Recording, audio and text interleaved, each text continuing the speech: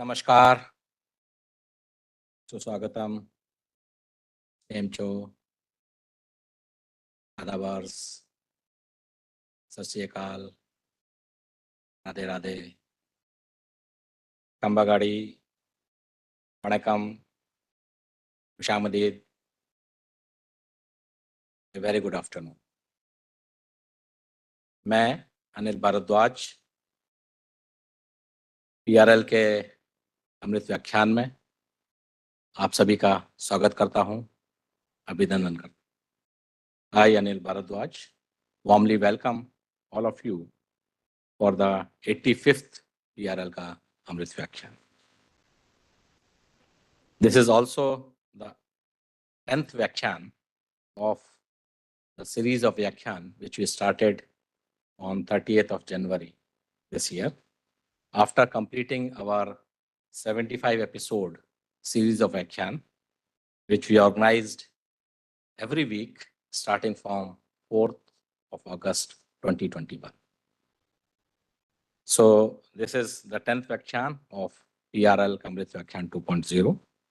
And we started this series of PRL Amrut Vyakhyaan as a part of the celebration of the Platinum Jubilee of PRL, which also coincides with 75 years of independence of India and celebrated through Azadi Ka Amrit Mahotsav. PRL, as we all know, is established by Dr. Vikram Sarabhai, the father of Indian space program. And this celebration is also a tribute to Dr. Sarabhai in terms of his vision for the establishment of PRL. Today, that is 31st of October 2023 at 4 p.m. We have yet another very distinguished Vyakhyaankata with us today, who is Professor Manmohan Sareen, who is currently the SERB Distinguished Fellow at PRL. Today is another very important day for him because he is completing his half century or 5 decades of services to PRL, his illustrious career in PRL, and his 5 decades of association with PRL.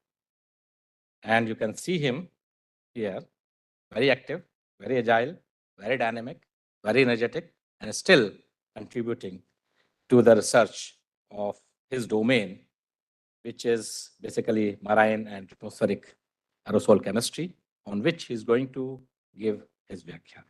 So we thank him for agreeing to deliver the PRL Amrit Vyakhyaan, which is the 85th Vyakhyaan of the series. And of course, he doesn't need any introduction, but for the sake of youngsters who are present over here in this hall, as well as those who have joined us live on the PRL's YouTube channel, I would request my colleague, Dr. Sanjeev, to kindly introduce today's Vyakhyaankata, Professor Manmohan Sareen. Over to you, Sanjeev.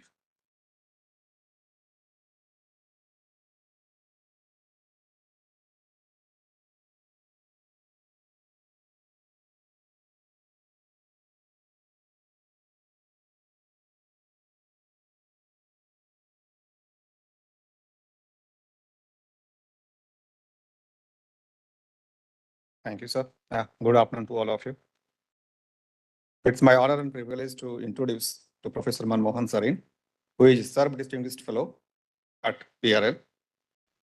His early research focused on chemical weathering processes in Indian river basins and associated elemental fluxes to the ocean, applications of uranium-thorium decay series to study particle dynamics and carbon export flux in the upper ocean. Since last 2 decades, Professor Sareen has focused mostly on characteristics of carbonaceous aerosols from biomass burning emissions in northern India, atmospheric mineral dust chemistry and long-range transport, air deposition of nutrients, and anthropogenic trace metals to the Indian Ocean. And he has more than 150 peer-reviewed publications in international and national journals. He served as a program director of ISRO Geosphere Biosphere Program on atmospheric dust, principal investigator of JEGOFS and LOCIZ India programs, also served as a member of International Commission on Atmospheric Chemistry and Global Pollution, adjunct faculty of University of Delaware, United States of America, visiting professor at Ocean Research Institute, Tokyo University, Japan. He is fellow of all three National Science Academies in India, recipient of Served Distinguished Fellowship, J.C. Bose Fellowship, and Mary Sears Award from Woods Hole Oceanographic Institution, United States of America. He served as a member of Research Advisory Committee of IIT Pune, SPL Trivandrum, and CSIR, NIO Goa. Currently, he is Vice Chair of Working Group on Climate Change and Greenhouse Gas-related Impacts on Contaminants in the Ocean, sponsored by IAEA, UNESCO, IOC, UNEP, and World Meteorological Organization. So, Professor Sareen is going to give us a talk on 5 decades of a journey of in PRL, which is largely going to focus on marine and atmospheric aerosol chemistry research. So with these words, I would like to invite Professor Sareen to deliver his talk.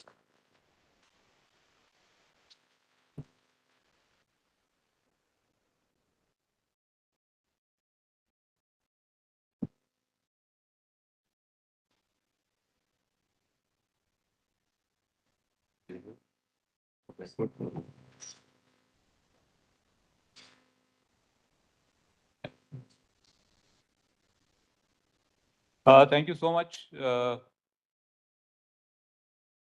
Sanjeev and Professor Anil Bharadwaj. At the outset, I feel very honored and also, a great privilege to be standing on this dais after 50 years.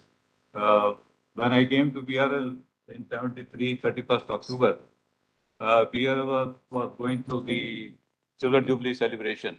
So in the lawns which are there between the two buildings, there were posters displayed, and PRL was celebrating the open house at the time of the Silver Jubilee.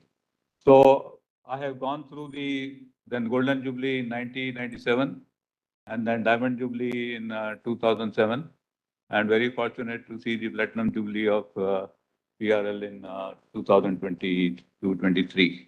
So that way, I'm very much honored and very privileged to be standing at this Ramanathan Auditorium, which was not there in 73. This 8-floor building was not there, only 3 floors were there. This building was under construction and finally was finished in the 74, 75 end, I think, somewhere. I don't recall exactly, but somewhere around that. And there was no chemistry lab where I used to work or where I have worked until 2013 when I officially superannuated. So last 10 years, I have been living on the fellowships here and there, which I got from DST and also from the SERB. Basically because of the work which we still wanted to do that. So I must first thank the director to make this event much more special for me, because the proposal was mooted by my area chairman Sanjeev to give a area seminar, and just to have a more informal discussion and see what was being done in the PRL in the last 5 decades. But then it was made very special, and it is more honor because to be governed by the area chairman who joined when I was the area chairman. So you see, the things come back in a whole circle. So now he is the area chairman, I'm still governed by him. And then, of course, because my fellowships still go through the account section, so I'm very thankful to all the accounts people sitting there. They have been helping all the administrative work for the fellowship, my research grant, which comes along with the fellowship, so everything that. And also at the same time to be more governed by the registrar, who was a junior colleague when I was the area chairman. So you see, it is a full circle which were there. And then more importantly, my student, Neeraj Astogi, and also some of the grand students who may be sitting there in the audience. So it's a very, I think, privilege to be here and to share with you some of the very important science which was being done in those days. And that science brought a lot of visibility. Of course, the visibility is coming in the present time also. I'm not saying undermining the present generation, but what visibility was brought in the 70s, 80s, 90s, 2010 and 2020.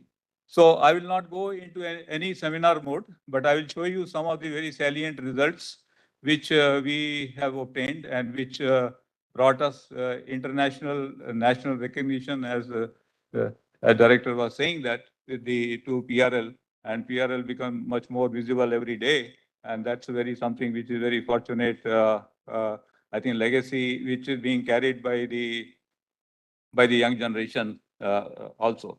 So let me take you through the 5 decades, and each decade I have listed down the major programs, but I'll try to highlight 1 or 2 very important results, and you will see that the whether you are still excited about that, and some of those programs are still going on. So it's not that that science has become obsolete. That science is still working, and some of you are still working on some of those processes. You will see with the time. Okay, so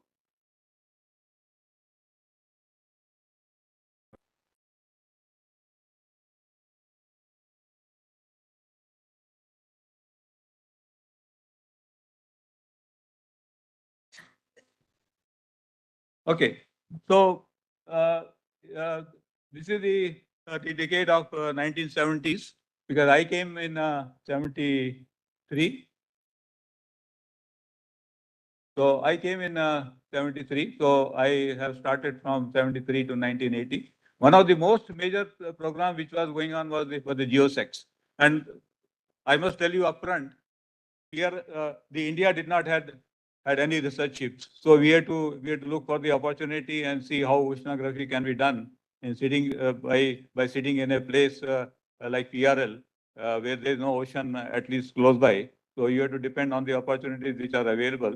So we were having some collaboration with the Scripps Institution of Oceanography, and they were very fortunate to take us on the ships, which I went on the Indian Ocean, which I'll share with you. So the Pacific Ocean was done much before I came into picture, 1972, and then Atlantic was done in 1974. But we got some samples which I'll show you one result, and then Indian Ocean was participated by me in 1977 December to March 1978. So I'll show you that yeah, that particular results, as well as the cruise flag which we. The basic purpose of this geosex program was to look at the nitrate, phosphate, and silica distribution in the various sections of the ocean, because that was the first attempt to map all over the world oceans how the nitrate profiles, how the nitrate surface profiles look like, how the phosphate looks like, how silica looks like, and how the sigma CO2. Because sigma CO2 is the carbonate plus bicarbonate, and the dissolved CO2 is what is important. And then the C14 was being done to look at the mixing in the ocean, because 5,700 years half-life is very suitable for the mixing time of the ocean. And you should know that how do we know that the mixing time of the ocean is 900 to 1,000 years? Because if you have one atom of water at the surface, and by the time it reaches to the bottom of the sea, which is average depth is 4 kilometer or 4,000 meter, it takes 1,000 years. So if you sit on a water molecule today, after 1,000 years, you will reach to the bottom of the ocean. So that is called the mixing time of the ocean. So that's why the carbon-14 was very important. PRL was involved in the silicon-32, which is cosmic ray produced isotope, and that is the legacy of PRL, which I will discuss you, and or the uniqueness of the PRL to do the isotopes, and of course one of the isotopes was silicon-32. Half-life was a big issue in those days, and now which was sorted out in the late 90s and then early 2000, silicon-32 half-life. And then we were mostly involved in the particulate matter and the particulate organic carbon, trace metals, and our expertise was in both on the radioisotopes, which is lead-210, thorium-234, thorium-230. I'll tell you that how these isotopes are produced and where do they come from. Okay, so this is how one of the unique the PRL was a unique place in the context that we were specializing in the radioisotope measurements. There was only in or the place the only place in this part of the world, except the VRC. VRC was doing it in some different way, but we were doing it in a much more comprehensive way, looking at the natural concentration. Because VRC was looking at the leakage from the reactors and other. We were doing at the very low concentration. So you'll see what are the challenges when you do all these isotopes at a very low concentration at a natural level. So that's what I wanted to share with you. So we were measuring uranium-238, 234, all those which I have listed. So I'm not going to all the list of them. So uranium-230 was used as a spike because you had to do the chemical separation. And then thorium was done, 232, 230, 228. Thorium-230 was used as a spike. And the plutonium was injected into the atmosphere in the mid-60s because of the weapon testing. So a lot of plutonium was thrown into the atmosphere, and the plutonium was gone onto the particles, and particles were settled, and they entered into the ocean. So that's what the plutonium isotope, which I'll show you, and that was the unique result which we obtained. And then the plutonium-236 was used as a spike, polonium-210. These are all coming from the uranium-thorium decay series. So I'll not get into so much of those details. But these are the alpha counting by using silicon surface barrier detector, very small 450 millimeter square area, and we used to make use of those detectors. Then beta counting was done with the homemade low background continuous gas flow type, which some of the people who joined in the mid-90s maybe must have seen that. They were continuous gas flow type GM counters with the anti-coincidence with the guard counter. So you cancel the effect of the cosmic rays. So you have bigger guard counter, and sitting on a bigger guard counter, you have a small the sample counter, and which will cancel the effect of cosmic ray mu mesons. So you do the background is very low. So that's what you need a very bigger guard counter to cancel all the cosmic ray mu mesons which are coming in the anti-coincidence. So that's the meaning of anti-coincidence mode.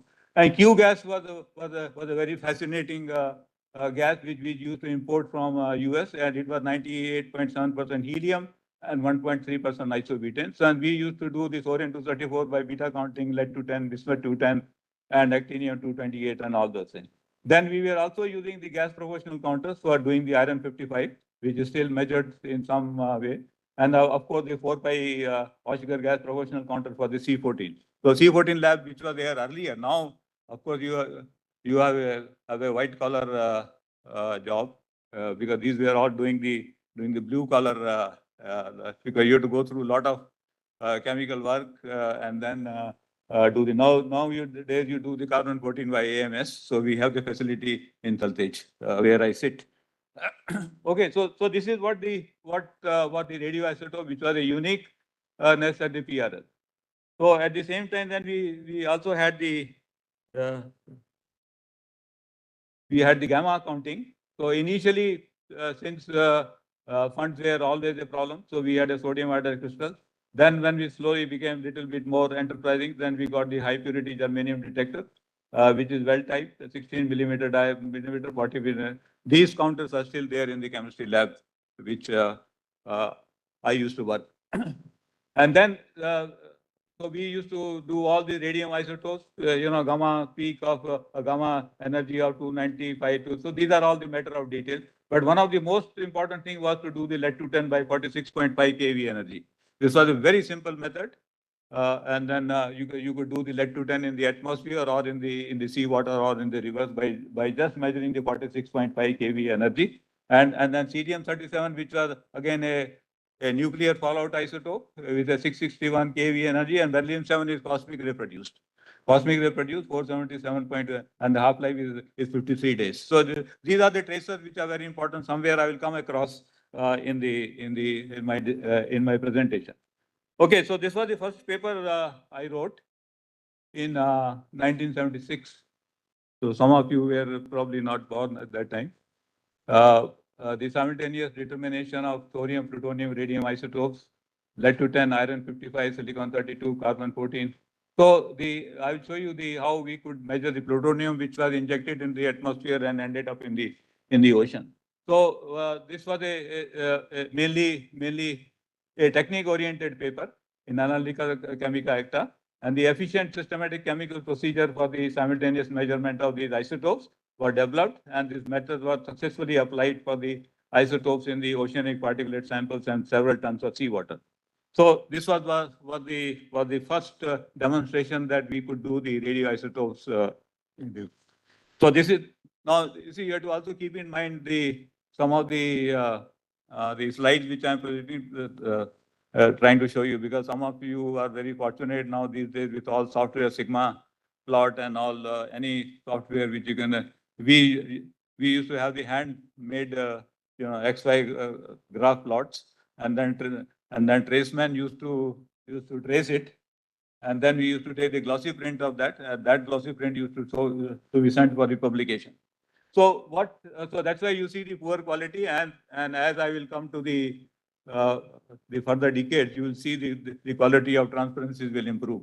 So please bear with me, because I have to dig out this information from the archive records. So what I'm trying to impress upon you is that we could successfully measure the plutonium-239 in the marine suspended phases, which was injected into the atmosphere in the mid-60s, and then finally ended up in the ocean. And the plutonium-236 was used as a, so by a simple alpha spectrometer, which I described earlier, 450 millimeter square silicon surface barrier detector with the energies which are given on the channel number, which energies are not shown here, and I don't remember now. But this is that you can do a very good separation because there are no interference, and you can easily measure the plutonium isotopes in that. So this was the most important success which came through in the early stage in the mid-70s. Okay, then came the real analysis of the samples, which were Atlantic surface particulates.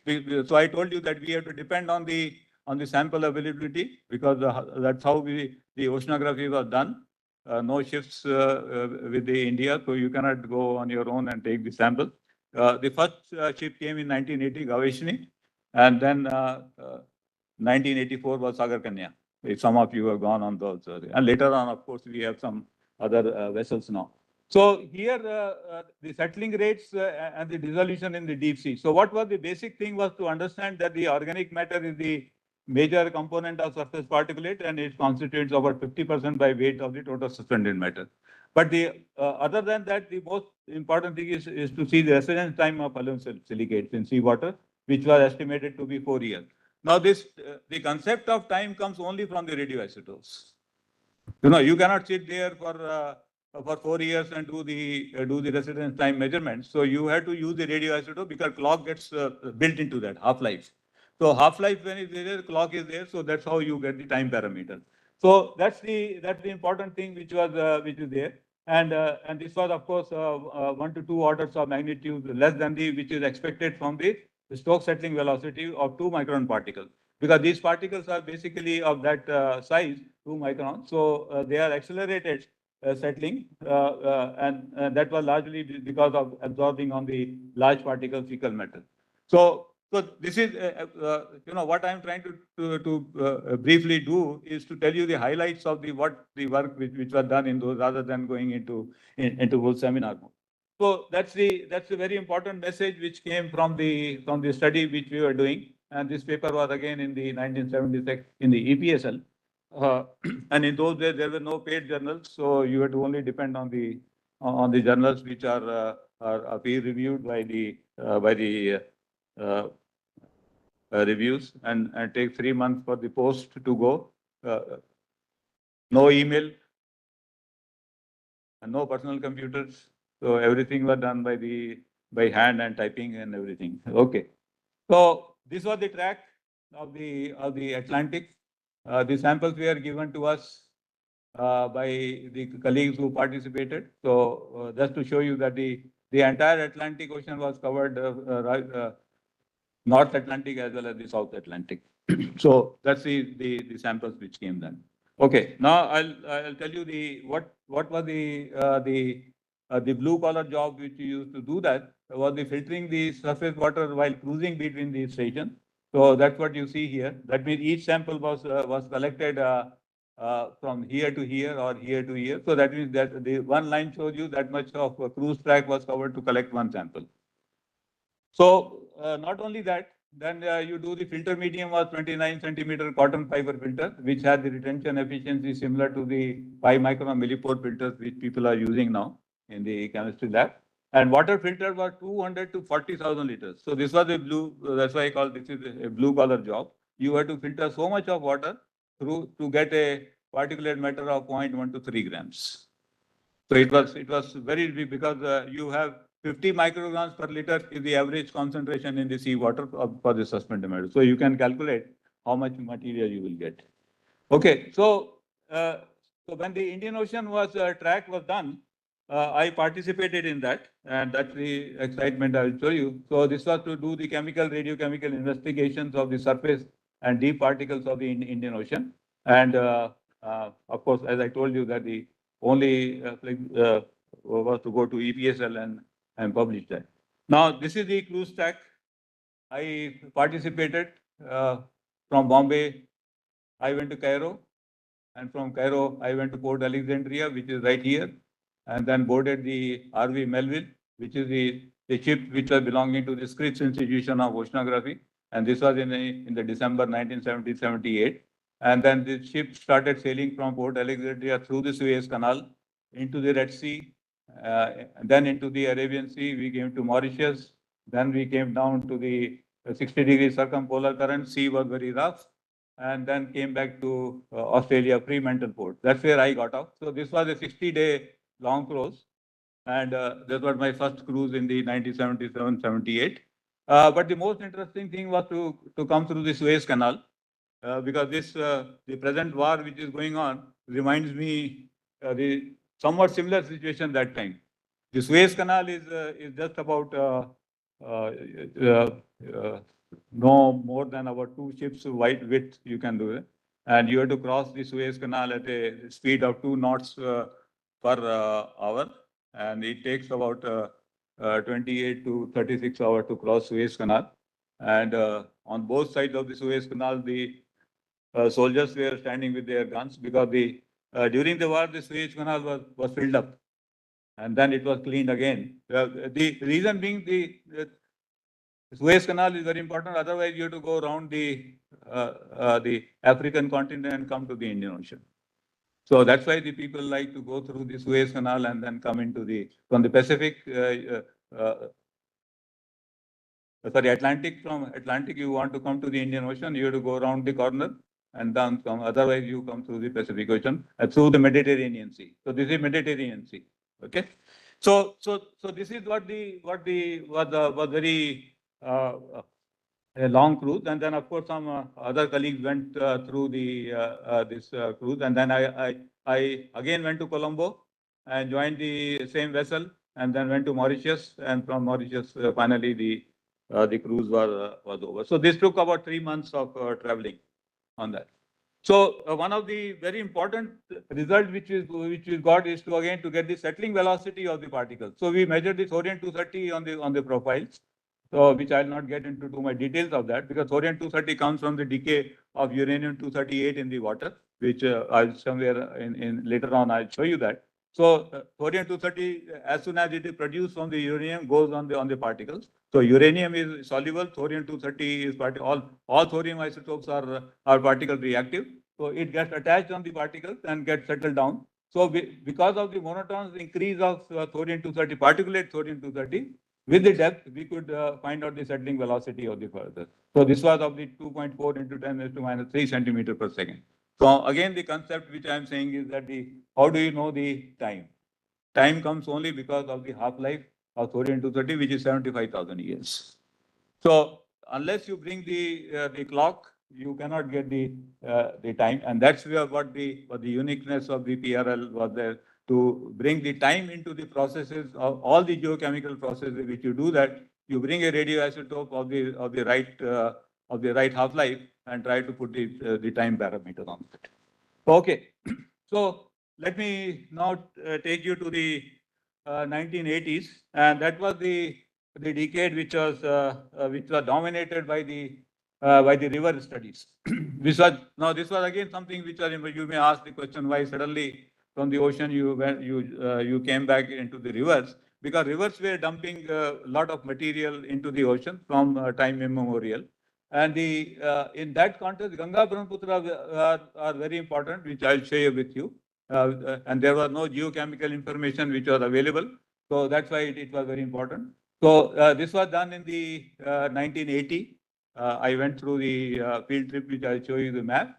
And then the Ganga headwaters were done in the 1980. That means you go further to Gangotri and then and come all the way down to Rishikesh and further down. And then Indus was done in 1980. Kanchan Pandey and other colleagues, they went and did the sampling for the Indus. I will not describe all the details on that. So the major emphasis was on the major ions and then do the carbonate and silicate weathering and basically look at the uranium 238, 234 uranium, which I'll show you how it is important, 226 radium, 228 radium. And there was a very important aspect about the strength isotope and the stable isotopes. So I'll share with you 2 or 3 brief highlights before I come out of this. Okay, so this was the first paper, comprehensive major ion chemistry of the Ganga Brahmaputra, which was published in Nature in 1984. And the idea was to look at that because the importance of this river was that these two rivers drain the Indian subcontinent and they transport annually 10⁻15 liters. You can calculate as per the volume of the ocean, which is 10⁻21 liters. The lot of water is drained by these two 10⁵ liters. But more importantly, they bring 2 into 10⁵, 2 into 10⁻15 grams of suspended matter to the Bay of Bengal. So this was a very important geochemical aspect, which is still happening. And that's why these two rivers are very, very, very important. And we could get some estimate that the 120 million tons, 180 million tons of dissolved solids or dissolved salts are annually transported to the Bay of Bengal. And their water chemistry is dictated by the weathering of mainly carbonates and of course contribution from the soil salts and the saline groundwater. So I'm not going to get into details of that, but this is what the major aspect of that. Now this is the sampling which was done. So and why I'm showing that, because I have gone to each and every location myself. So there used to be a mobile lab I used to carry in the Matador. In those days, it was there. So right from Gangotri, you can see the sample. And then Alaknanda was sampled on this side, Bhagirathi was sampled, and then Yamuna was sampled, which finally joins at Allahabad. And all these tributaries, most of them we could access because of which were draining into the Indus. Only place which I could not go was the Dhaka. That Harika Ghat, which was sampled by our American colleague who was participating in this one, and also the Farakka barrage. Okay, so and then I went to Dibrugarh, was the first location. Dibrugarh to Guwahati to Goalpara. That's where the important tributary is. So I traveled to each and every location to get the sample, and they are in 3 seasons. In the high flow. That means when you have the monsoon season, and when you have the low flow in the summertime, and when you have the medium flow during the winter time. So this was the very exhaustive and comprehensive geochemical study which was done. And at the same time, we did the chemistry of, so after doing the major ions, we were doing the uranium, thorium, radioisotopes. So it's like, you see, once you have the hammer, then everything is a nail. So once you have the right isotopes, you can do any of the processes, whether it is ocean or in the rivers. So weathering processes and fluxes to the Bay of Bengal. So this was the emphasis on that. Of course, the sampling is same as what it is. So here, what it was shown was that these rivers transport annually 1,000 tons of uranium to their estuaries. It's a very large amount of uranium which it is entering through the Ganga Brahmaputra into the Bay of Bengal. This is a very important aspect which I'll show it in the next. So this is and this is almost 10% of the estimated global supply of dissolved uranium to the ocean. It's a very important geochemical implication. Okay, and although the flux of water is much less than of the Amazon, the water discharge is only 20% of the Amazon, but still you have very large flux of uranium entering into the ocean. Now, one thing which is very important you have to keep in mind, that the global average for uranium-238 concentration, which comes from the weathering of the rocks, is 0.6 micrograms per liter. This is a global average. That means if you take all rivers in the world, you will get a global average. Ganga River is 3 to 5 micrograms. Right at the Gangotri, if you take 1 liter, you have 3 micrograms, and by the time you come to Allahabad or go to Arika Ghat, it is 5 micrograms. So that's considered a very high concentration. Groundwaters have 1 to 30. So if you sometimes drink the PRL water from tap, you are drinking about 20 to 30 micrograms of uranium. So don't worry, because when we came, there was no RO water in PRL, so you have to drink PRL water only. Only thing is that Deshpande will also tell you, or Jyoti will also tell you, that the only thing we used to have were the coolers. We never had the RO water. We only had the coolers. You cool the water and that's it. But you have TDS of about 800, 900,000 milligrams per liter, and uranium of that.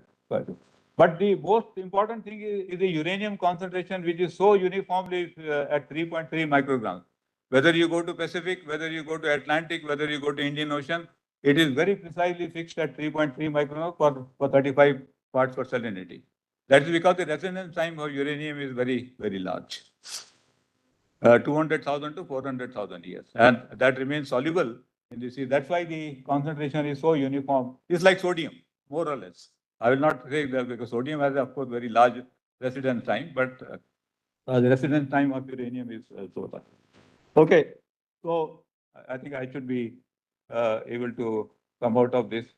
This was the important work which was done on the strontium isotopes. Some of the people who have been still doing it, Jyoti will be able to appreciate that what is the importance of the Himalayan weathering and the evolution of the oceanic sea. It seems that the oceanic 87 by 86. I didn't want to get into the detail. But just to tell you that all the Ganga tributaries, they fall on this line.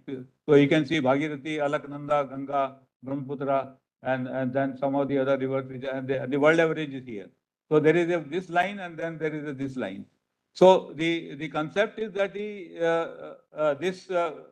weathering from the Himalayas and from the lower plains has finally contributed to the oceanic evolution of uranium, which is shown in this particular plot, that in the last 20 million years, we have contributed 0.7085 to this number. Today value is seawater is 0.7092. See, these numbers are very precisely measured, because you can measure up to 6 decimal with the kind of technology which we have. So these numbers are very precise. So don't think that the 85 is same as 90. So these two rivers has contributed significantly in the increase from 7.7085 to 790 in the last 20 million years. 40 billion years, if you see that, they have contributed from this value to this value. The reason being that Himalaya has been rising in the last 40 or 60 million years. So weathering started, and that has brought a lot of strontium isotopes, which I'll not get into the detail. But this was the main reason why this river system was studied, to look at the strontium isotope evolution of the oceanic 87 by 86. So this has a very important geochemical implication. Okay. So let me now bring you to in the 90s, the concept of JGOS, Joint Global Ocean Program, and this was basically to look at the upper ocean carbon export in the Arabian Sea, and as well as in the Bay of Bengal process study. And of course, the land-ocean interaction in the coastal zone was important, which was we did some study on the Godavari River on this case. So I'll again not get into too much details of that, but tell you one highlight. First thing is that Arabian Sea and Bay of Bengal are the two important regions, which all of you, of course, have been now studying in different contexts. And it has some unique biogeochemical properties. And Arabian Sea, of course, has a very high productivity, which is controlled by regular oscillations in the primary production. And it is characterized by the widespread suboxic conditions below the euphotic zone. So some of the people who are doing the denitrification studies, they understand the implications of this the perennial denitrification, because when the oceanic particulate matter settles down too much of material, it consumes the oxygen, and when the oxygen is completely used, then it goes and attacks the oxygen from the nitrate. So that's why that is called the denitrification. So that's why, on the contrary, the geochemical process in the Bay of Bengal are influenced by the fresh water, because 10 raised to 6 major rivers are draining into the Bay of Bengal. So these are the two important areas where you can do the particle scavenging process. So we wanted to see the upper ocean export in this by again using the 238 isotope, which decays to thorium-234, and thorium-234 settles down, and thorium-234 export can be computed. Again, the concept of time comes here, because you have the half-life of 24.3 days for thorium-234. So you can calculate the plutonium to the POC by thorium-234 ratio, and then you calculate the deficiency of thorium-234 with respect to uranium, because uranium is constant with depth. So you compute this deficiency and then calculate the micrograms per dpm. So you have the ratio in the trap material or in the particle. You calculate the export flux from that previous profile which I showed you. By using the deficiency, you can compute that, and then you can calculate multiply by this number. So you get the model derived C organic flux at 100 meters, because the idea was to see that how much carbon is being exported from the surface water to the deep water, because carbon dioxide sequestration is done by this biology, which grows in the surface, and how is the carbon export. So how fast we can synthesize or we can capture the carbon dioxide from the atmosphere. Excuse me.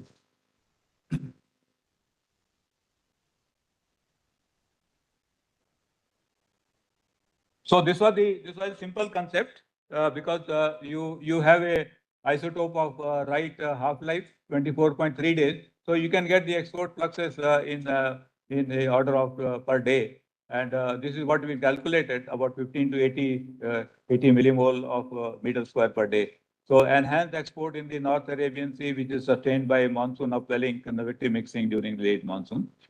So these publications were made at that time. Okay, the one very important thing which was there at that time was to see the denitrification, which some of you are still doing that in the Arabian Sea. How does the evaluation of the role of continental margin by using the radium isotope? See, there is a concept or there is a debate which I have tried to highlight here. There is a considerable debate regarding the source of organic carbon, which is DOC and POC, required to maintain this denitrification. One is the overhead settling, other one is the continental transport. So this is what was important. Through inadequate overhead primary productivity is considered to be principal mechanism, though it is inadequate that that this is the main mechanism. The primary productivity which is settling down is consuming the oxygen, or you have a significant contribution from the horizontal transport, which has been considered, and it is computed as a significant amount of POC and the labile DOC. So to test this, whether it is vertical settling or it is the horizontal settling, we use the radium isotopes. So this was a very simple concept. So what you do is that you measure the radium isotopes. I'll not get into detail, and calculate the X direction, calculate the Y direction. So Kx is the diffusion flux is given, and Ky diffusion flux is given. So you can easily say whether it is the horizontal transport or whether it is a vertical settling. So that was the concept which was important. So that's what finally the result came, that the two-dimensional eddy diffusion model was used to measure the horizontal eddy diffusivity, both in the zonal direction as well as in the Mediterranean direction. So the gradients were computed, and then how in the coastal open Arabian Sea, and Kx values were computed, and the required gradient is computed to be 4 micromole per dpm the centimeter cube or decimeter cube per 100 kilometers. So this is what the important thing. Again, the point comes is that you get only because of the use of radium isotope, which is in the most important thing. So this is what again they tell you the uniqueness of the radioisotope and how we continue to exploit it uh, uh, in all these situations. Okay, let's slowly come to the and I will finish in the maybe in next 10 minutes. Let's get into 2000 onwards when the ISRO Geosphere Biosphere program was started, and we had a very decent funding to do the atmospheric aerosol chemistry and basically to look at the carbonaceous aerosol from biomass burning emissions in northern India. And of course, the atmospheric mineral dust is very important. That's a perennial constituent, at least in this part of India. You see always a dust, but it's not simple dust, which I'll try to share with you. And it's long range transport and the chemical processing. What happens when the dust gets cooked up in the sulfuric acid and in the nitric acid in the atmosphere. And of course, we were looking at the atmospheric deposition of chemical constituents independently of the geosphere biosphere, and then it was added to the geotraces program, which is going on in PRL in the present time. Okay, so just to brief you on the anthropogenic aerosols. From submicron to micron size, composed of numerous inorganic, organic species. And these are broad categories of sulfates. And then you have the carbonaceous, black carbon BC and organic carbon OC and dust. So these have substantial increased the global mean aerosol burden from pre-industrial time to the present day. So that means in the last 50 years, 100 years, whatever time period which you want to take, the concentration of all these black carbon and organic carbon, sulfates and dust have significantly increased in the atmosphere. So that's a matter of great concern. So nothing happened to the color. Anyway, what is important is to understand that the carbonaceous aerosol, that is black carbon, or it is also called the elemental carbon, and then also organic carbon. This comes from the biomass burning. This also comes from the biomass burning, incomplete combustion of fossil fuels for biomass, and then the VOCs, volatile organic carbon, is comes from the anthropogenic combustion. But these are light absorbing and these are light scattering. So coming from the same source, you have two different properties of these aerosols. One is light absorbing, other one is light scattering. So in the atmosphere, people who do the radiative forcing, they can tell you that what happens when you have the more BC or EC, or what happens. So I'll not get into that particular aspect, but I'll show you some of the important things. So this is what happens every winter in northern India. You see a thick haze advecting eastward into the Bay of Bengal. So we had a station at Hisar. This was in 2004. We were sampling here, and at Kanpur we were doing it. And I think Neeraj is still doing some sampling at Kanpur. Allahabad we had a station. Then Jadugoda we had a sample, and then we had the sampling station at Kharagpur. So you can see this is nothing but the all biomass burning emissions which are entering here. So it's like an atmospheric river which is entering into the Bay of Bengal, similar to what the ground rivers are doing that. So during winter time, the post-harvest agriculture waste burning, which is already started, you must be seeing in the newspaper as well as in the news media. This results in the enormous amount of organic carbon, elemental carbon, that modify the total particulate concentration of the atmosphere. So you are putting huge amount of both black carbon as well as the organic carbon into the atmosphere. So that's where the importance comes. So we did. So I'll share you with you one result only, because there are several papers which we made on this aspect. I'll show you only one paper where we use the atmospheric polycyclic aromatic hydrocarbons and isomer ratios as the tracers for the biomass burning emission in northern India. Okay, so this was in the Environmental Science Pollution in 2014 when Prashant was working with me. What you see here is the uniqueness. If you see the paddy, now these are the two isomer ratios. this one isomer ratio. Don't worry about the name of the isomer ratio. This is one isomer ratio plotted against this isomer ratio, one isomer ratio plotted against this ratio. So you see, based on the cross plots, you can easily identify what is coming from the passive, from the paddy residue, what is coming from the wheat residue, and what is coming from the vehicular plus slow culmination. It's a very unique tracer. So you measure these isomer ratios in the particulate matter in the atmosphere. You can easily pinpoint whether this has come from paddy residue or wheat residue. And if you see this isomer ratio, you can identify again paddy residue, wheat, coal combustion, forest fires, everything you can separate it out. And then the vehicular emissions, because all these emissions also constitute to the polycyclic aromatic hydrocarbon. So in the atmosphere, when you measure, you don't know whether it is coming from the coal combustion, forest fires, vehicular emissions, wheat residue, or the paddy residue. So these cross plots are very important as the diagnostic tracer to study the biomass burning emission, because this is very important when there is a intercontinental blame which happens that this is coming from China, this is coming from India. That's where it is important. So you can see this again, that plot different isomer ratios. If you see Seoul, Beijing, so or North China's sampling stations are somewhere here. These are all, the bracket hasn't come because of the, I think, some, but this is what we have to worry about. Paddy residue burning in October, November, bio and fuel combustion in December, March, and then wheat residue burning in April. So Indo-Gangetic plain is right here. So you can easily, pinpoint who is polluting, whether China is polluting more or whether it's coming from this, from Korea or coming from the other. So you can do this simple measurement and pinpoint the emissions which are coming from different sources. Okay. So atmospheric pHs and isomer ratios are tracers for the biomass burning emissions. Data from Indo-Gangetic plain, which is here, and Northeast Himalaya also we did. We had a station at Shillong.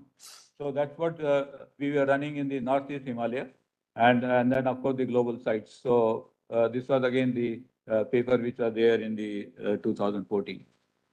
This is the another way of looking at the organic carbon to EC ratio. So you can see the Indo-Gangetic plain is very much differentiated from the Southeast Asia, which is all this Beijing and Singapore.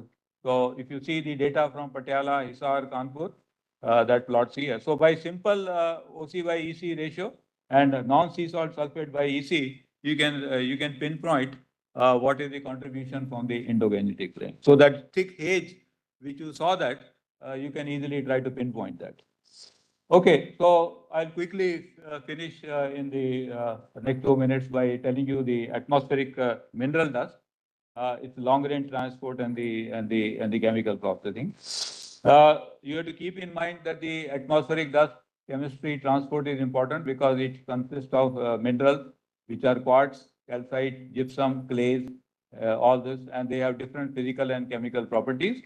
And this requires the quantification in the global impacts. So you have to make a correction for each of these constituents. So that's why the information on the dust emission sources, transport, particle size, compositional data. This is where we contributed that what is the composition of the dust, because the chemistry of the dust is very important. So mineral dust, atmospheric models which are there are very oversimplified in the current models. Any model which you take, they are oversimplified. Whether that's a global transport model or chemistry transport model or dust model, they considered it as a single entity aerosol. That means it dust. It doesn't bring the chemistry into the picture. So it only brings the dust as a single kinetic parameter for the chemical reaction. So it is not separated into quartz, gypsum, and other things. So that's where the limitations are there for the models. So the mineral dust, of course, it is very important that the alkaline nature of the dust uptakes the sulfur dioxide and NOx onto that. So the surface properties changes from hydrophobic to hydrophilic. That's what important. And ozone decomposition is very important on the dust, because ozone can decompose and become oxygen. So, and this is mediated via POC, organic complexes, and iron. You should also know that the reason why we don't have the acid rains in India, because of the alkaline nature of the dust. So that's a very important concept, which is important. And that concept was very easily tested. This was a paper which Neeraj and I wrote in 2006 to make sure that the chemistry of aerosols over a semi-arid region, evidence for the acid neutralization by mineral dust. So we immediately looked at this aspect, that is there alkaline nature favors the uptake of this. So we did find, we did finally quantify based on a 2-year study on the chemical characteristics, that there is a neutralization of the dust of the acid by the dust. So I have not put the results, but this is the dust which is important for the neutralization of the acidic constituent. So it's a very simple concept, and I think it was very important to test that concept and come out with a quantitative understanding as well as qualitative understanding how the dust gets neutralized by that. Okay. So other thing which is important is that the dust is a carrier of iron, an important micronutrient for the primary productivity because of the continental outflow which enters into the Bay of Bengal or the Arabian Sea. So interaction of the dust with the anthropogenic substances can affect the iron solubility and also the dust and the bioavailability. So iron solubility is a big question these days. I think some of the colleagues who are doing this in the chemistry lab or in the geoscience division are aware of it, why iron solubility is important. But of course, the combustion sources are also important for the iron solubility. I'll not get into the detail. So this is what the concept which is important. This is from one of our paper which is there with the international collaboration which I had. Can dust and marine biogeochemistry trigger a climate feedback? This is a very important question today. If you are putting more dust into the ocean, will there be a feedback on the climate because of the solubility of? So, of particular concern is our poor understanding of the mechanism of quantities of the dust deposition, as well as the extent of iron solubilization from the dust once it enters the ocean. So, the coordinated field experiments involving both atmospheric marine measurements are recommended to address the complex and interlinked processes and the role of dust iron fertilization on the marine. Iron fertilization experiments have been done in the ocean to enhance the productivity and bring more CO2 from the atmosphere, which is a different topic of debate. So that's why it is important. So we immediately were working those days on that. We looked at the atmospheric transport of mineral dust from the endogenetic plane, temporal variability, acid processing, and iron solubility. So we did emphasize on the iron solubility, whatever dust which comes from the endogenetic plane. So just to tell you that the endogenetic plane, the samples taken at Kharagpur, finally at the end of that plume which you have seen that, and then entering into the Bay of Bengal. So if you see the dust composition is about 10 plus minus 9% and 12 plus 0.2. So almost quantitatively, you see the transport of dust entering into the Bay of Bengal. But of course, the larger contribution comes from the organic aerosol or the organic matter. So these are some of the very important understanding about how all that haze which you saw is entering into the ocean and how it is important. So this was again to test the solubility. So you can see solubility in the Arabian Sea is very low, but the solubility in the Bay of Bengal, these are all North Bay of Bengal, South Bay of Bengal, North Bay of Bengal, South Bay of Bengal. These are increasing because of the long range transport of the dust, and it gets cooked up in the sulfuric acid, nitric acid in the endogenetic plane. And that's why you see a very high solubility, almost 10%, whereas this solubility is very low, which is coming from the Thar desert into the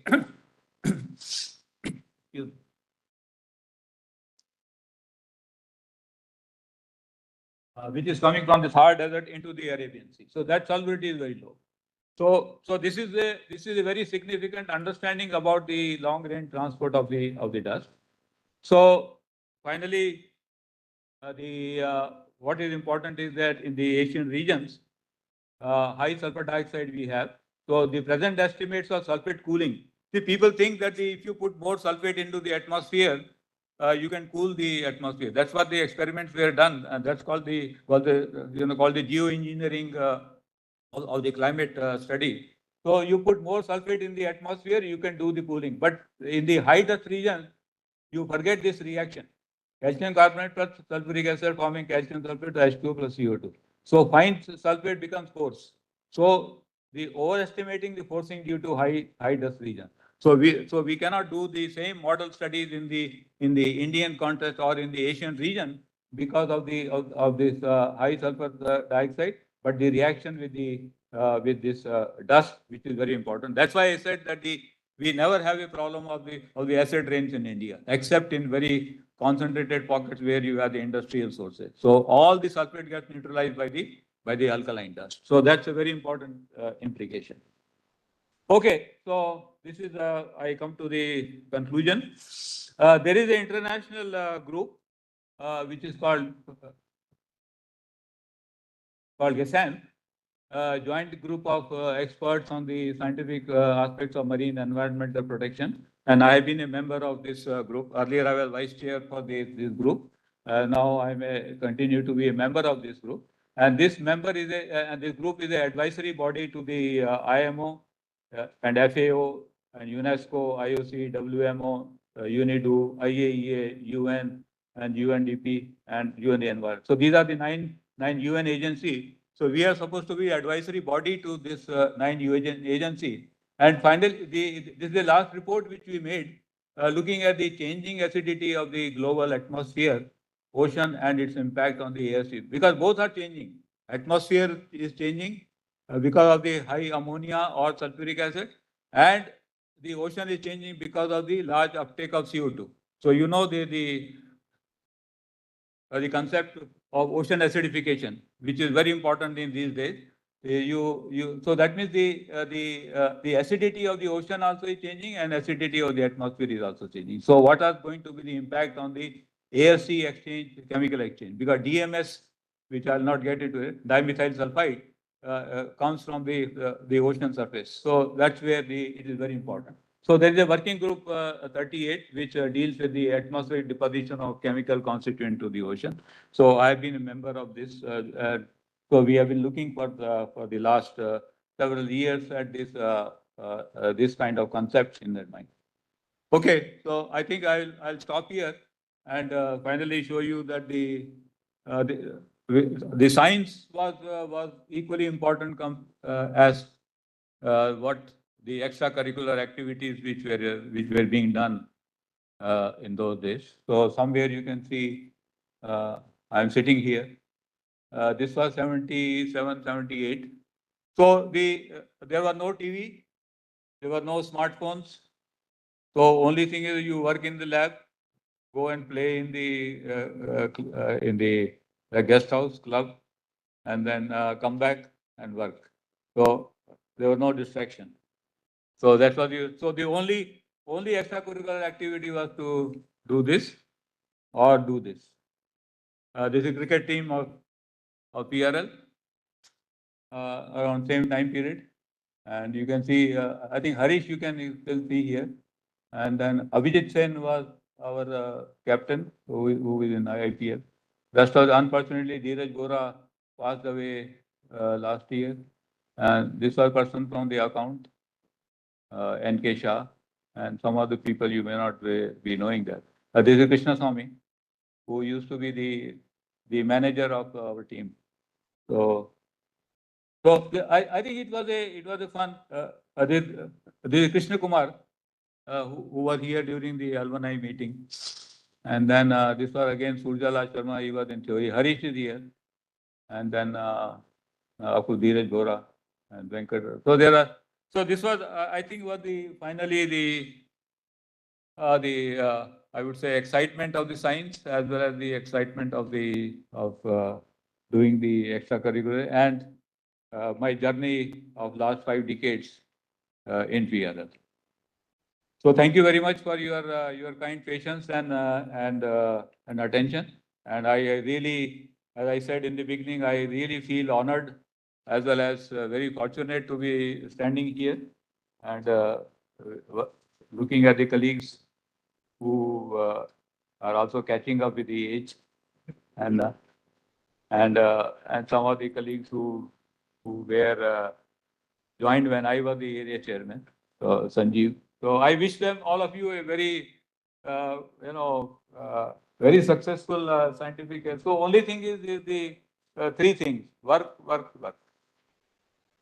So I think that was the only mantra which, and we had a good, of course, all of you also have very good mentors. So we had very good mentors, very good, and there was no inter-boundary or you would have seen that the people who were associated with the publications were working in their areas, but whenever there was a common concept, we came together and made the publication. So I think that was the spirit, and I know because I still have a contact. Although I sit in Saldej campus, but I still have a contact with the people. So I know the same spirit as well as the legacy is continuing, and I'm sure PRL will see more and more visibility in this context. So thank you so much.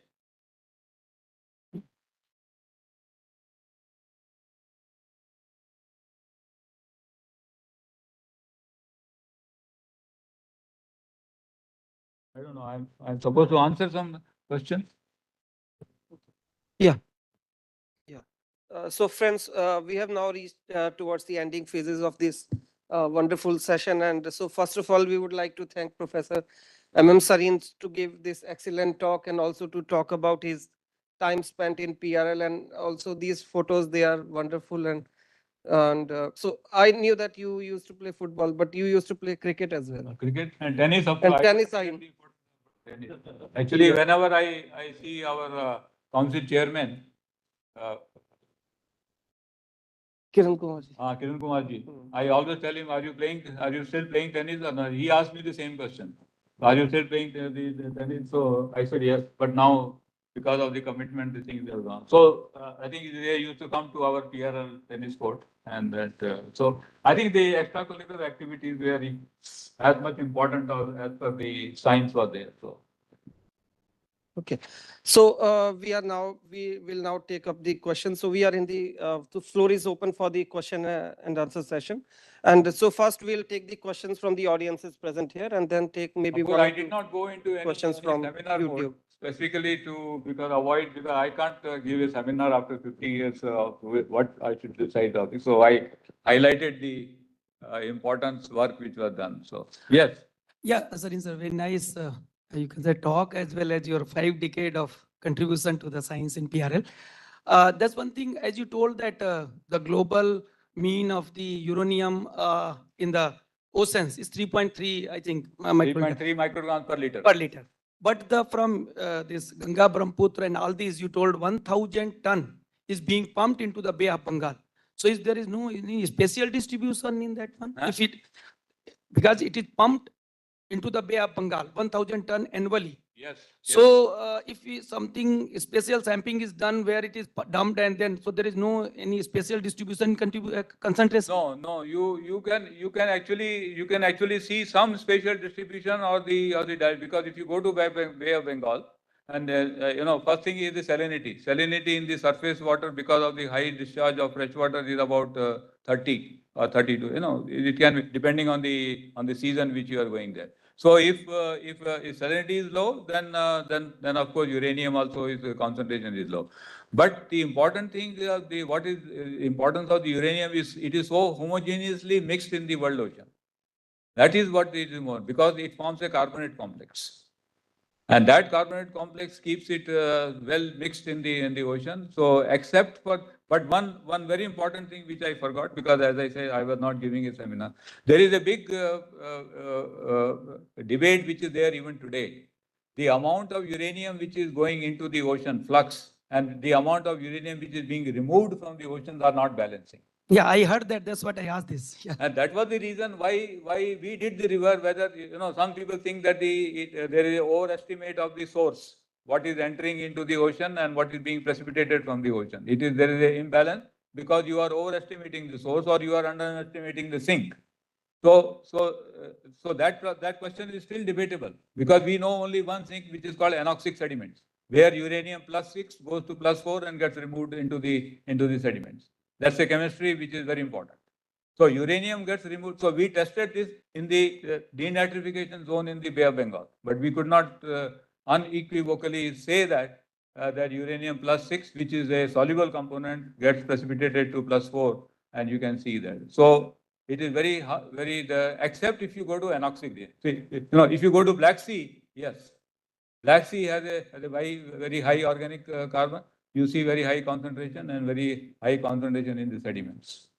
So some of the work which we were doing it, but it is, as I said, in 50 years cannot be compressed into 50 minutes. So which I tried. One very quick that thing. You told that vertical mixing, something going from top of the ocean to the bottom. It takes several thousand years. So is it depend upon the depth also? 1,000 years is the residence times of water.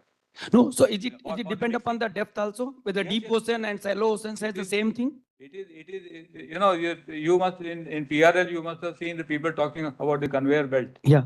The water which is formed in the Norwegian Sea, in the North Atlantic, finally it travels to the Indian Ocean and Pacific, and then finally goes back to the Greenland. That time is 1,000 years. Now, how do we know that? That is from carbon-14. Only isotope which helps you is the carbon-14, because 5,700 years half-life, and you can use the carbon isotope in the Atlantic and measure it finally in the Pacific. You see the difference because that much carbon-14 has decayed because of the traversing of the water through the Indian Ocean and into the Pacific. So because of the differences between the carbon-14 of Atlantic as well as the Pacific, you can find out the age of the. So that's why carbon-14 tracer is very important. And which is of course used nowadays, AMS is done on that. Yes. Yeah, Professor Chanand. Thank you for that very nice talk about PRL. Brought back a lot of memories. You had mentioned in passing in the end about DMS. Is DMS only created by living organisms and the ocean? Yes. So it is a signature of life? Yes. I see. And there's no other So source? the phytoplanktons which are growing into the surface ocean, Uh-huh. they are the major source. But there is again a very, very important, debate or paradox which is there. If you plot a DMS concentration versus chlorophyll, which is used as a biomass, you don't see a one-to-one correlation. Because more the chlorophyll, more the DMS. So there is certain type of chlorophyll, certain type of phytoplanktons which are important for producing the DMS. And can this be actually transported to the atmosphere? That's one of the most important thing which is being debated today, and that is called the white oceanic caps.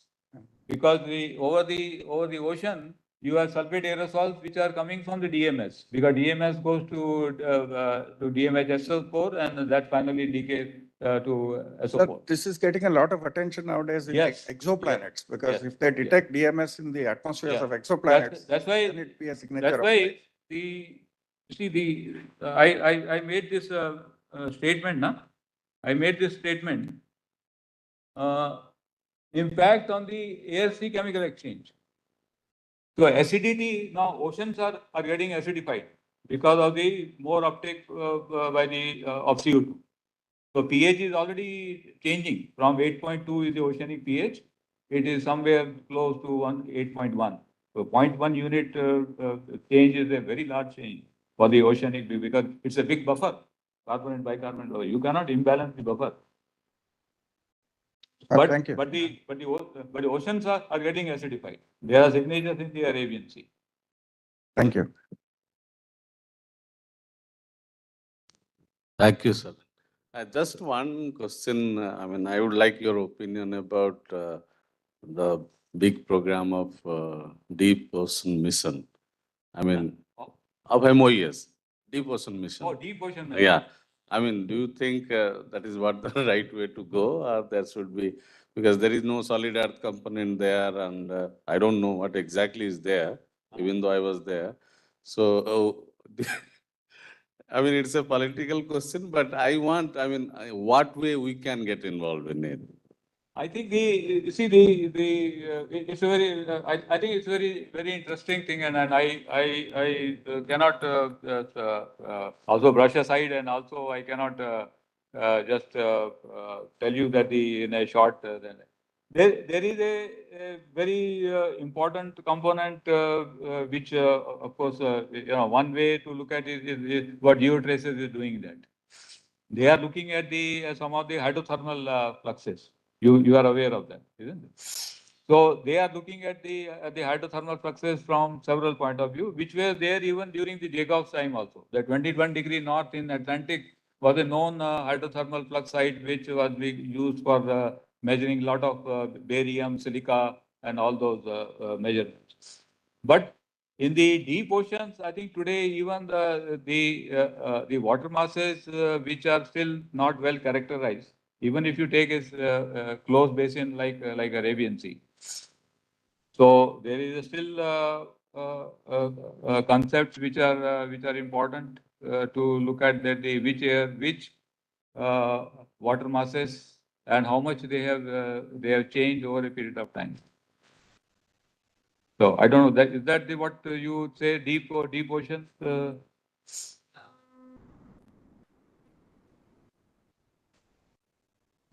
Like what they can mine and all, but not. Mining point of view. No. I'm talking about the science also. Like I remember Soma used to say there is a deep ocean water comes from Gulf, I think, into Arabian Sea. Yes. I don't know whether it is characterized well, and how far does it go? That's an important question, which is that's why I addressed to that conveyor belt mechanism, which was we still know in the glacial period that has slowed down. The conveyor belt. Actually, I did not talk about one paper which was very important, which PRL did that. Was based on the anoxic city in the Arabian Sea based on the uranium, whether the better preservation was there or whether during the glacial time at 18,000 years, whether the conveyor belt has slowed down. But then you have to work on course probably. You have to look at the course, the sedimentary course signature. Yeah. It's like what people try to see the signatures north of circumpolar current of Antarctica and the south of circumpolar current Antarctica. Because there is a very important. I will have to go back several slides. So, but anyway, that's something which is very relevant question. But someday we can have a debate on that. So this circumpolar current.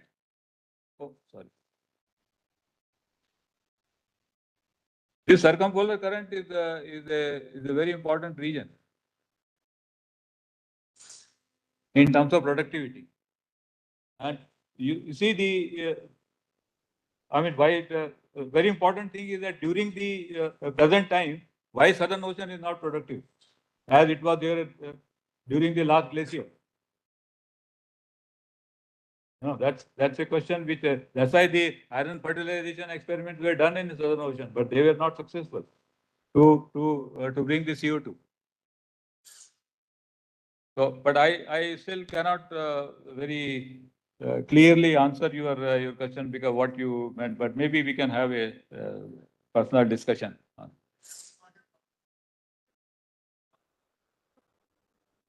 He actually was asking about your opinion on Ministry of Earth Sciences Deep Ocean Mission Program. So that is, I think we can discuss it offline. Indian Ocean.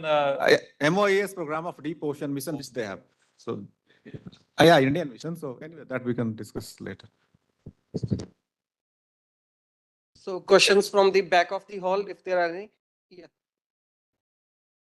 Yeah, good to hear from young generation. Of course, these are also young. Hello, sir. Thank you for the very nice talk. Sir, you showed that we use few chemical traces to chemical ratios to trace the source of the pollutant. Is that so? In one of the slides, you showed that we use chemical ratio to trace the source, right? And then in the next slide, you showed that we also use that tracer to actually see if the pollution is coming from which country. So if those tracers are more process based, let's say it's coming from biomass burning or fossil fuel burning, how can we use it? Like, how can it be unique for a certain country or a certain city? Let's say if there is a point which is equidistant from China and India, then can we use it to actually see like where it is coming from? No, see, the one very important thing is there which you probably missed, that the why there is a in the same region also, Punjab or Haryana, where you have wheat residue burning or the paddy residue burning, why there are differences in the isomer ratios, even from the same region. Because paddy residue, when you burn, it's a wet biomass. A lot of water is used during the paddy. So you bring more organic carbon into the atmosphere than the black carbon. Whereas in the wheat residue, you use very less water. So the biomass which is left in their field is not as much wet. So the high temperature burning, you produce more black carbon than the organic carbon. So this kind of agriculture practices are very different in the different countries. So the type of biomass which is produced by China or by the other countries. So that is the reason why, and also depending on what is the soil characteristics which are finally being used for the agriculture purpose. So that is the reason for having the different isomer ratios from the same region you to take, Punjab, Haryana. So any more questions? Sir, thank you. So this Patiala biomass burning studies and all you were doing in like 2014 and all, but still biomass is burned over there. Like Yes. now also we Yes. can see. No, they did not stop because we were doing it. No. So whatever research we are doing, like there is no like implications are not happening. So why we are doing that? Huh? Why we are further doing like? Huh.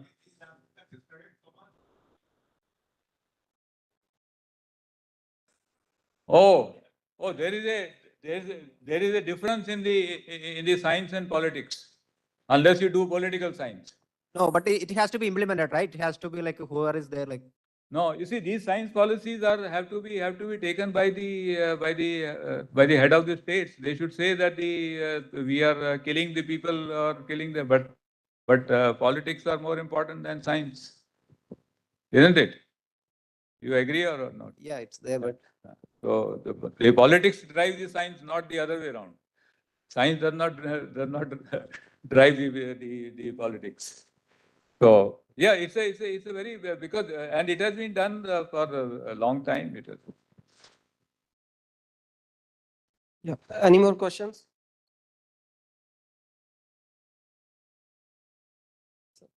I do not see any hands raised. Yeah.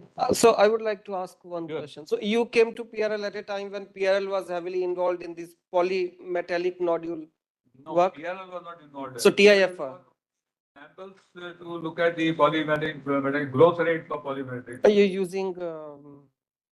Yeah, they were estimating the growth rates, and at that time, there were also plans to mine them from. No, they.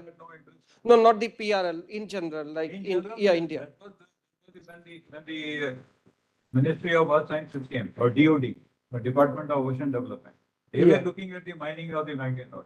Yeah, and then this program all like. But still, today it is not feasible.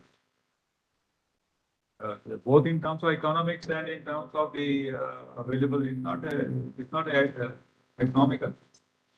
So you mean that means to mine them from deep of the ocean, it's much more expensive to. Yeah, it's much more expensive. Okay. Take a last call for any questions, if anybody. If not, then we can end the session. Yeah. Okay. So I'll just now invite Dr. Durga Prasad to carry forward the session.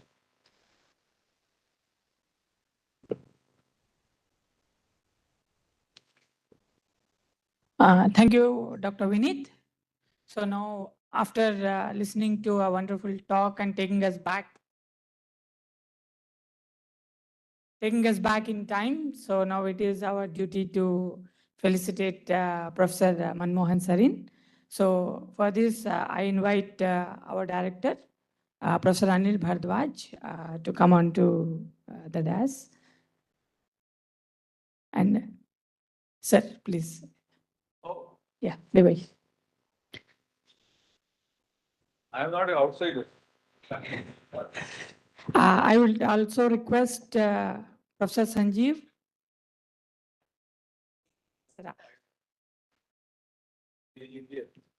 I request Professor Sanjeev and Professor Deshpande ji also to join.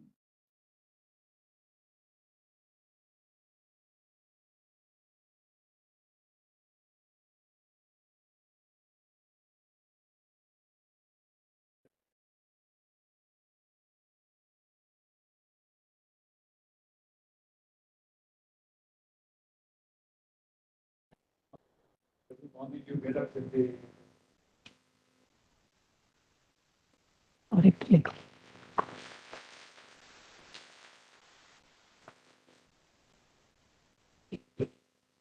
There is one another token of remembrance from the division. So I would request our director.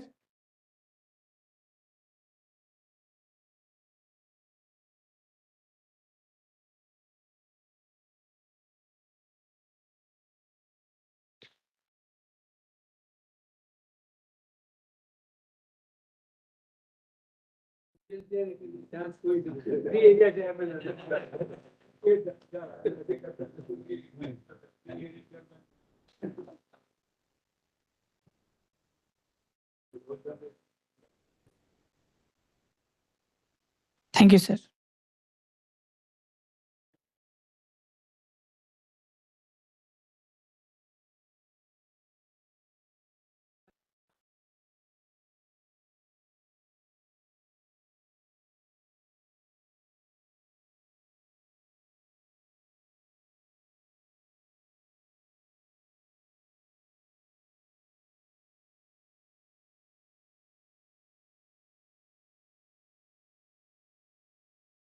Yeah, now it is my pleasant duty to present the last event of this session, so the vote of thanks. So on behalf of the Director PRL, Amrut Vyakhyaan Committee, and the entire PRL family, I thank today's speaker, Professor Manmohan Sarin, for delivering today's Vyakhyaan, elucidating his 5 decades of journey of science at PRL. Thank you very much, sir, for taking us back in time, where many of us have not been even born, and sharing your experiences, challenges faced, and significant scientific achievements that have been both brought laurels to PRL and the entire scientific community. Thank you very much, sir. Indeed, it was a highly motivating talk, particularly for the young researchers who are present here. Now I thank our director, Professor Anil Bhardwaj, who has been a propelling force behind this PRL ka Amrut Vyakhyaan, which you all know that it is also continuing seamlessly in the second part, version 2.0. I thank Professor Pallam Raju, Dean PRL, Chair, Co-Chair, and all the members of PRL Amrut Vyakhyaan Committee for keeping this event going on and on. So many thanks to all the audiences present here today and all the viewers who have joined us live on YouTube for joining for this event today. So with this, we come to the end of this today's PRL ka Amrut Vyakhyaan. See you next time with another interesting Vyakhyaan. Till then, goodbye. Keep following our updates on PRL website and all social media platforms. Thank you very much. Jai Hind.